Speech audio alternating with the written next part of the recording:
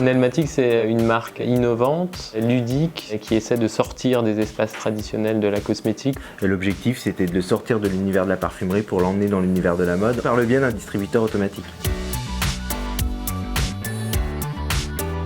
On a souhaité créer une ligne dédiée aux enfants avec des produits adaptés aux enfants, avec une formule à l'eau complètement manipulable par les enfants. On n'est pas dans la notion de maquillage, on est vraiment dans la notion d'expérience, parce qu'il y a mimétisme, je veux faire comme la maman. Et puis en fait la notion de jeu, les boîtes sont coloriables, enfin on a vraiment essayé de travailler un concept qui était très différent.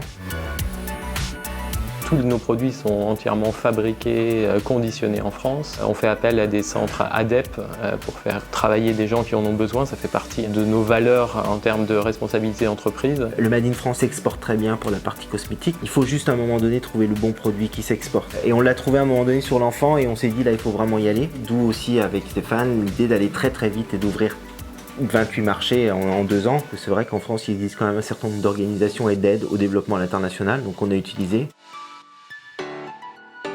Quand on va à l'export, il y a des structures de marge à respecter. Souvent, il y a des gens qui ont des très beaux projets, mais ils n'ont pas du tout réfléchi auparavant entre prix de fabrication et le prix de vente public, entre la structure de marge. Et quand tu veux aller à l'export, il y a des intermédiaires. Il y a quand même ces deux choses qui sont rédhibitoires, qui est quand même le bon produit et la bonne structure de marge pour pouvoir aller à l'export.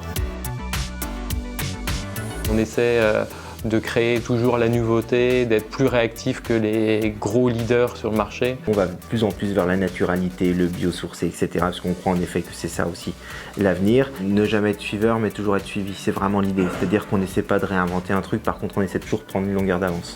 La force, c'est qu'on a moins de moyens que les très gros, mais on a un truc en plus qu'eux, c'est-à-dire on est plus réactif qu'eux.